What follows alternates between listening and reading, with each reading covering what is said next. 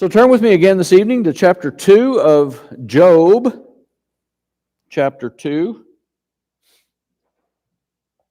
Our study resumes at verse 11.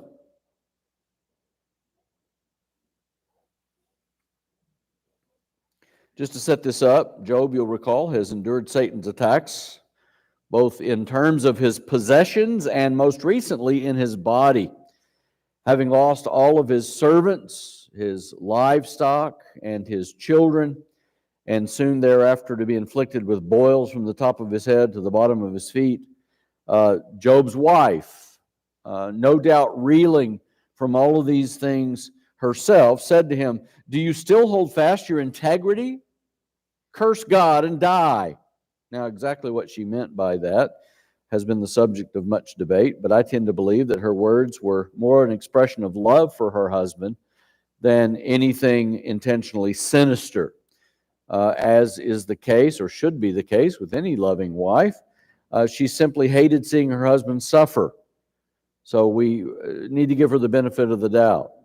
We've never suffered in quite this way, and heaven forbid that we would suffer in this way, but we need to understand that Job's wife's comments may have been rooted in her love for him. We don't have to automatically go to the dark side and attribute to her any motives that we're not sure those are actually her motives. Anyway, motives aside, Job gently chastised her, saying, "You speak as one of the foolish women speaks. Shall we indeed accept good from God and not accept adversity?"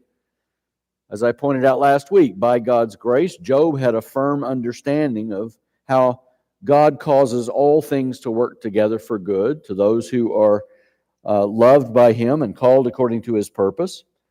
This is evident, I believe, in the author's statement at the end of verse 10.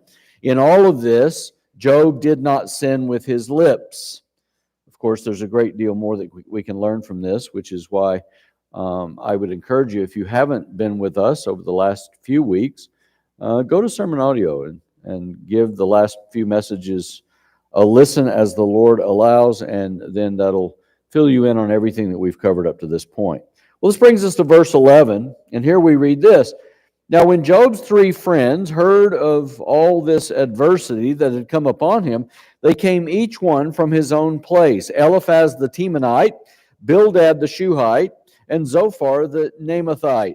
And they made an appointment together to come to sympathize with him and comfort him.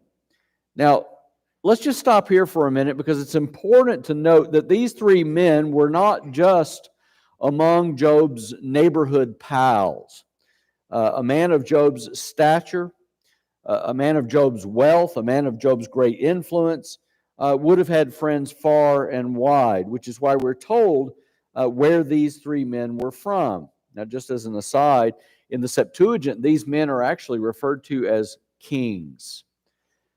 Interestingly, the word translated in the Septuagint as kings can also be translated as chiefs, chieftains, or heads of local tribes.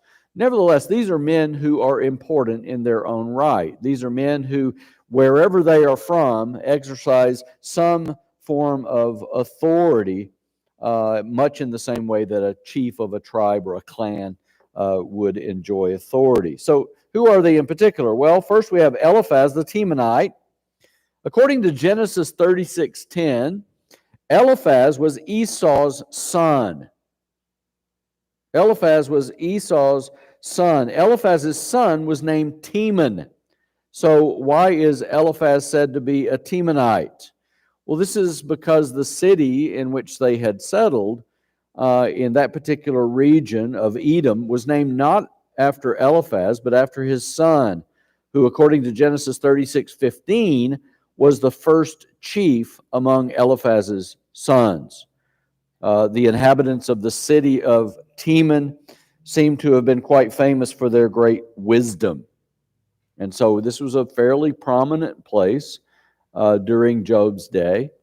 And here we have actually the city that's named after Esau's grandson. And we have Eliphaz, who is Esau's son, who is also a friend of Job. That helps not only to realize how important Job was, it also helps us put this in a chronological context. When was it that Job lived? Well, it was obviously during the time of Esau's sons. Okay.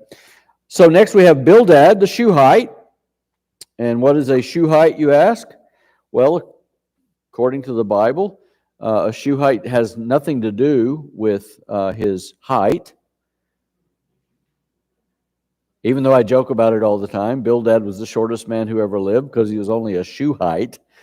That's not at all biblical. That's just my attempt at humor. But a Shuhite was a descendant of Shua. Shua was the son of Abraham with his second wife, Keturah. Keturah at one time, you'll recall, was actually one of Abraham's concubines. When Sarah died, he took Keturah to be his wife, and they had other children together. Among them was Shua. Shua's people also settled in the land of Edom. It's really hard to nail down exactly where they were because of their nomadic status. They were among the tribes that traveled hither and yon across that part of the world, seeking water for their flocks, grazing for their flocks. They were never in one place too long. So Shua's people are fairly hard to nail down at any one point. Now, what's interesting is that according to the Septuagint, Bildad is referred to as Bildad, the sovereign of the Sacaeans. This comes from one of the smaller villages in the region that was also inhabited by the descendants of Shua, called Sakaea.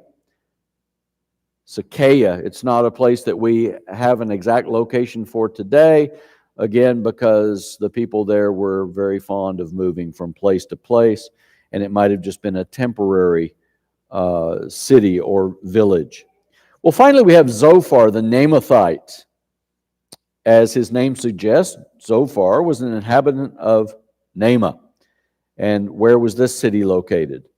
Most scholars are in agreement that it was in the southern part of Edom, although we really don't know exactly where it was. Zophar, like the other two friends of Job, was also a very important man. In fact, the Septuagint identifies him as Zophar, king of the Manaeans. And who were the Manaeans? Well, it's believed that Naamah is another name for a place called Maon, from which the Manaeans got their name. Again, all this is cloaked in significant mystery because we just don't know where these places are today. Archaeology is making discoveries every day that uncover certain portions of the Bible that were previously determined or thought to be mythological. And it's amazing, not surprising, but it's amazing how these advances in archaeology and anthropology, they've been able to actually corroborate much of what the Bible says. Will they ever find these villages? Maybe, maybe not. If you know anything about that area, it is a vast wilderness, and it's not very easy to preserve ruins in that area. I mean, they find ruins in that area sometimes 10, 20, 30 feet below the surface of the ground. So, and if you don't know where you're looking to begin with, it can be very difficult to find where these places are. Suffice it to say, though, these are not near neighbors of Job, but they're close enough to him so that they could have convened together and said, our friend Job is in trouble. Let's go down and comfort him. Again, we need to understand that they were men of stature, as Job was himself. And we need to understand that because contrary to a popular caricature, you know, a lot of times you read about Job's three friends and you would think you're reading about the Three Stooges. Right? I mean, some of the disparaging words that people have for Job's friends, all because of some of the things they're going to say to him, some of the cracks in their own understanding, and so on and so forth. Don't be so quick to write them off. as not knowing what's going on. These were very influential men. These were, by all accounts, very wise men.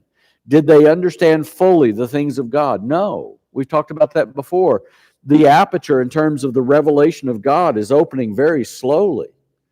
And so they didn't have much at all by way of direct revelation. And so everything that they really understand about God, Job himself, they have received from the Holy Spirit.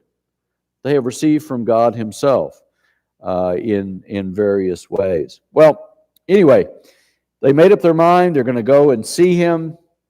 And when they heard that he was suffering so, they made an appointment together, we're told, and they come to sympathize with him and comfort him. Verse 12, when they lifted up their eyes at a distance and did not recognize him, they raised their voices and wept. And each of them tore his robe, and they threw dust over their heads toward the sky. You can only imagine what Job looked like. I've told you before how painful boils are. Or, if you're Mia, she's fond of the word, or no, I think it was actually Deidre. Deidre likes the word carbuncle for some strange reason, but carbuncles or boils, and he had them from the bottom of his feet to the top of his head. You can imagine not only the disfiguring ability of these massive pimple-like things all over his body, you can imagine the pain and how that would have distorted his face as well. They looked at him from a distance, and they couldn't believe what they were seeing. I guess the last time any of them had seen Job, he was probably very well outfitted. He was probably very regal in his appearance. He was very composed, and now he's sitting on an ash heap in sackcloth, oozing from these boils. And what was their response? Well, they didn't recognize him. All they could do was raise their voices and wail. They wept in sympathy for him. As one commentator captured the scene, he says, approaching Job's dwelling, the three friends look eagerly from their camels and at length perceive one prostrate, disfigured, lying on the heap, a miserable wreck of manhood. That is not our friend, they say to each other. Again and yet again, this is not he.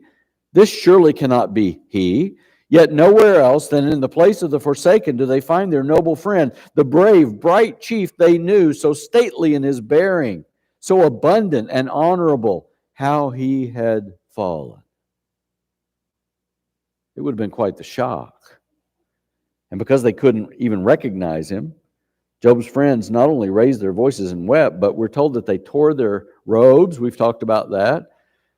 It was a sign of mourning. They tore their robes, and then they threw dust over their heads toward the sky. What does that mean? We really don't know. It's just another sign of grief. It's just another expression of grief. Now, there's something really important here that we can learn that I fear is really woefully absent in many friendships today. Let me just ask you, do you have friends like this? Absolutely. And what a blessing that is. Better question would be, are you a friend like this? In Romans 12:15, the Apostle Paul instructs us to rejoice with those who rejoice and weep with those who weep. Do you actually practice this kind of sympathy with others? When tragic news is shared throughout the body, do you react viscerally to that? When people are suffering, do you feel their suffering? Do you sympathize with their suffering? I mean, the same thing's true about rejoicing, but it's a lot easier to rejoice when people rejoice, right? It's a lot easier to be happy than it is to join in the sadness of others. But the point remains the same.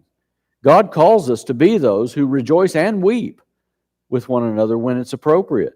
Are you that kind of friend? Are you willing to go out of your way to come alongside those who are hurting, those who are suffering loss, those whose lives have been interrupted with dark providence and tragedy? Or are you so preoccupied with yourself and your own issues that you can't be bothered with anyone else's issues? And sadly, again, this is a problem even in the local church. Our brother David Leach has been in the hospital, and he's been in the hospital a few times in the last several months, and it's been reported back to me that when he's asked, who's been by to see you? You. Few others. This is a problem, is it not? Now I realize we're all working every day, all day, and we all have busy lives and things like that. But I think this should be a point of conviction for all of us. Are we really the type of friend who will go out of our way to make sure that those who are suffering don't suffer alone? Those who are hurting don't hurt alone? The kind of love that we're called to exhibit toward one another is a love that, again, according to 1 Corinthians 13:7, bears all things. And what's included in that? All things. We bear one another's burdens. Paul says that in Galatians 6:2. He says, we're to bear one another's burdens and thereby fulfill the law of Christ. Are you doing that? Or are people more or less out of sight, out of mind? Job's 3 friends came to help him bear his burden.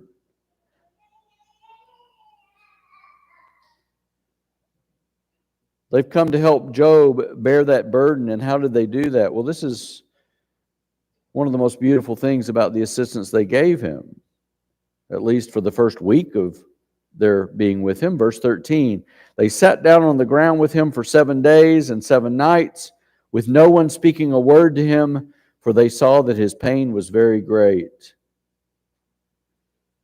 Sometimes we can be hesitant to help others or to go and sit with them or to comfort them in their grief because we don't really know what to say. You ever been caught in that situation? I would go see them, but I really don't know what I have to offer. I don't know that I can offer anything. Well, listen, it might just be going and sitting.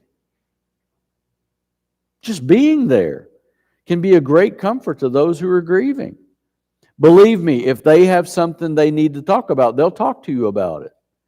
But more often than not, all they want is some warm body that they know loves them to sit next to them and say nothing. One of my favorite bluegrass songs, right? You say it best when you say nothing at all.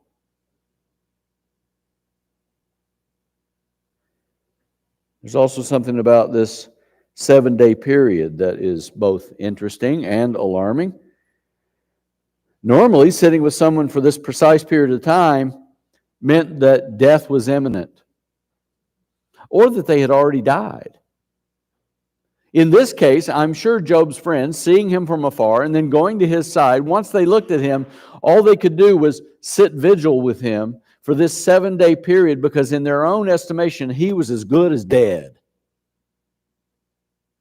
I mean, I've suffered through one boil, and you'd think I was dying at the time. Of course, I am a man, so, the common cold is also a very challenging thing for me. But you get the idea. You're covered from head to toe in boils. You're disfigured horribly. You're wearing sackcloth. You're covered with muck and mire, and you're scraping these sores. Pus is running down your arms and your legs. I mean, it had to be right out of a horror movie. And so what would you conclude? This man's not long for the world.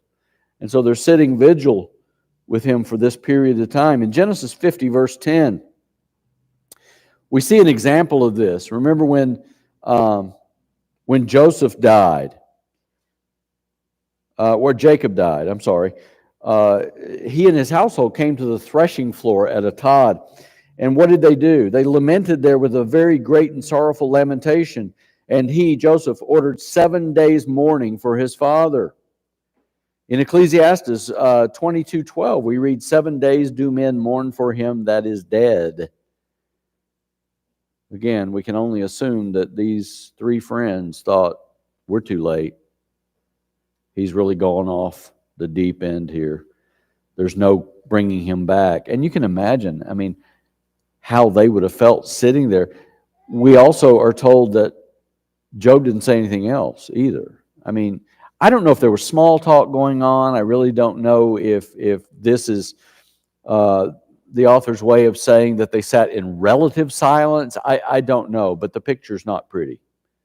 It's a very, very dire situation. Well, this brings us to chapter 3. And here in chapter 3, we begin to see some of the inevitable cracks in Job's armor.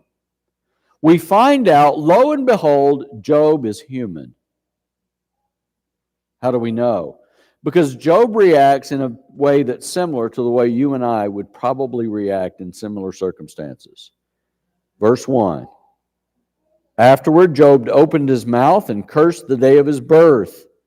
And Job said, let the day perish on which I was to be born, and the night which said a boy is conceived. May that day be darkness. Let not God above care for it, nor light shine on it. Let darkness and black gloom claim it. Let a cloud settle on it. Let the blackness of the day terrify it. As for that night, let darkness seize it. Let it not rejoice among the days of the year. Let it not come into the number of the months. Behold, let that night be barren. Let no joyful shout enter it.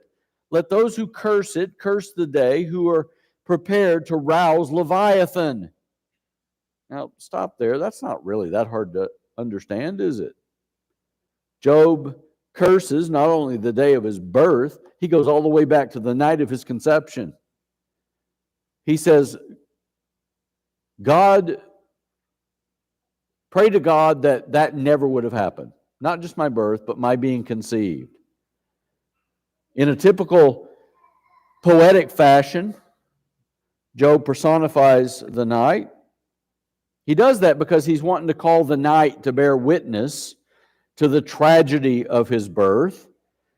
What he's thinking is, if I was brought into this world to suffer in this way, it's better that I'd never been born. If I was brought into the world to suffer this way and go out this way, it's better for me never to have been conceived. And I'm calling the night itself to witness to the tragedy of my own birth. That's pretty heavy stuff. His desire is that the day commemorating his birth would simply vanish from the calendar altogether. And if that's not possible, he insists, may the day when it does come around each year be a day of blackness, a day that God himself is not pleased to shed his light on. Verse 8 is both interesting and confusing, especially if you're familiar with the superstitions of Job's day. What is meant by rousing Leviathan? Well, first of all, what is Leviathan? Leviathan is, in many instances, a reference to the crocodile. In a lot of the ancient Egyptian writings of the day that were written in Hebrew, the same word used to describe one of their deities was the crocodile deity. I forget which one that was exactly, but the same word is the word that we've translated as Leviathan. Leviathan was also a reference to a dragon. In superstition, especially in Job's day, it was believed that the Leviathan was a dragon who would periodically swallow the sun and or the moon. Now, we now know this to be an eclipse. But back then, when an eclipse would take place, they imagined this dragon encircling the sun or the moon, depending on whether it was a solar or lunar eclipse, and they would envision this dragon circling it and his scales blotting out the light. So again, it was a very superstitious thing. This Leviathan, Job is praying for this Leviathan to do the same with the day of his birth. Blot it out. Make it so it never happened. Darken the day. And he's calling upon the magicians who possess the power to call on the dragon or Leviathan to assist in darkening this day. You talk about a pity party. This kind of tops them all, doesn't it? I mean, he goes on incessantly here. It's not enough to say, God, curse the day of my birth. God, I wish I was never born. He waxes eloquent about how badly he wants this day to be eradicated from existence. Just for the record, the Leviathan was not often known in this way beyond Job's day, because it wasn't long before, through the knowledge gained by the Persians, who were great in the realm of mathematics, even in the realm of some of the other up-and-coming places in the region. Alexandria in Egypt would have been another place where they were able to determine in fairly short order that these were not dragon scales covering the sun and the moon. So this was kind of a well-known mythology during Job's day, but not so much that far beyond Job's day. Anyway, picking up at verse 9, Job continues his lament. Yep, that's right. He just pours it on. Let the stars of its twilight be darkened. Let it wait for light, but have none. Let it not see the breaking dawn, because it did not shut the opening of my mother's womb or hide trouble from my eyes. Why did I not die at birth, come forth from the womb and expire? Why did the knees receive me, and why the breasts that I should suck? The reference to knees here is, there's one plausible understanding of this, and then there's another one that's pretty well known. The plausible explanation would be there was a time when if a midwife was helping a woman give birth, if the baby lived through the birth, one of the things the midwife would do to assure the mom that this was a live birth, which was, not rare, but it was sketchy back then, but they would take the baby and lay it on her knees so that she could then pick it up and nurse it immediately. If they didn't lay the baby on your knees, chances are the news wasn't so good, right? The best interpretation, though, is that the father would also be present at the birth, and they would take the baby and place the baby on the father's knees so that the father could give the initial blessing to the baby and to give thanksgiving to God for providing yet another surviving offspring in the family. And so again, either one of those things, I believe, would be acceptable by way of interpretation here. Verse 13, for now, or better then, right, I would have lain down and been quiet. I would have slept then. What is he talking about?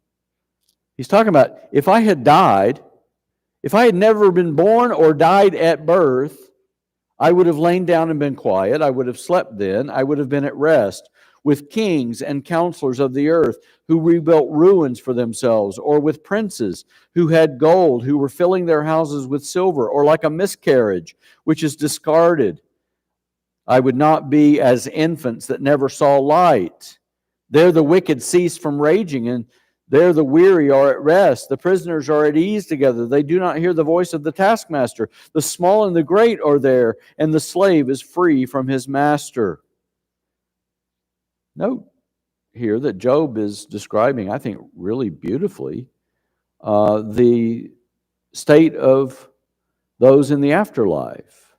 I think he's describing not heaven, because the concept of heaven was not yet fully developed in Job's day. They would have referred to it as Sheol, the place of the dead. They believe that when you died, and we've talked about this is exemplified most clearly in Abraham's bosom. Lazarus, the rich man and Lazarus. Lazarus is reclining in Abraham's bosom, while the rich man is across the gulf that is too wide to cross, and he's begging Lazarus to go and tell his brothers not to come where he is, but instead to go where Lazarus is. Donald Gray Barnhouse used to call that, Sheol is one place. It's the abode of the dead. And And your standard of living in Sheol was one of two possibilities. You were either where Lazarus was, or you were where the rich man was, in torment, thirsting, angry, bitter, resentful. Donald Gray Barnhouse, pastor of 10th Presbyterian Church in Philadelphia back during the 50s, he referred to this as East Hell and West Hell. Make of that what you will, but it is believed to be the place where Jesus went down and set free those who were in Abraham's bosom, or announced his victory over sin, death, and the grave, and set free those in Abraham's bosom, right? I'm still foggy on a lot of that. Don't ask too many questions about that. I'm being honest. I really don't understand all there is to know about that. But what's really exciting to me about this passage is that, in my mind at least, this comforts me in knowing at least where Job believed, and I believe, the author's writing under inspiration. It gives me great comfort to know that at least Job is telling us here that those who die unborn and those who die shortly after birth, where do they go? They go to where the kings are. They go to where there's great enjoyment. They go to where there's rest and peace. Is that a proof text for babies who are aborted, babies who die in infancy, going to heaven? I like to think that it is. If you really want an interesting work on this, John MacArthur wrote a great small book, and I wish I knew the name of it. Safe in the Arms of God, I believe it is. And it's really a reflection on several of Spurgeon's sermons relative to what he believed was the reality that those who die preborn or in infancy automatically find themselves in the presence of God. I like to think that. Do I have a whole lot to go on scripturally? No, not really. But MacArthur's done his homework. Get that book if you really want to know more about that. It was of great comfort to me when I read it years ago. Sorry, Tanya, to recommend yet another book, but it's what I do. Yeah. It's a little bitty book. Yeah. The overarching point, though, is that Job considers death to be preferable to the life that he was now living, and who wouldn't? I mean, things were really bad. In verses 20 through 26, Job wonders aloud, why is light given to him who suffers, and life to the bitter of soul, who long for death, but there is none, and dig for it more than for hidden treasures, who rejoice greatly and exult when they find the grave? Why is light given to a man whose way is hidden, and whom God has hedged in? For my groaning comes at the sight of my food, and my cries pour out like water. For what I fear comes upon me, and what I dread befalls me. I'm not at ease, nor am I quiet, and I am not at rest, but turmoil comes. Job's suffering. He's suffering badly. In a momentary lapse of sanity and judgment, he's not afraid to question God's goodness and fairness. That's exactly what he's doing. Don't try to candy coat it. I've told you before, I've warned you before against taking the characters in Scripture and making more of them than they actually are. Job was a living, breathing human specimen, a fellow image bearer of God, whose righteousness was Christ's righteousness. He didn't possess a righteousness of his own, and we're seeing that on full display. You let your guard down for one moment, especially at the height of suffering, and there's no telling what will come out of your mouth. Right? I mean, my wife has had a couple of kids. I remember in the delivery room, things came out of her mouth. Sorry, Dana. She was very good. But I've heard stories. This is a better way of putting it. I've heard stories about some of the things women say when they're giving birth, and who can blame them? Right?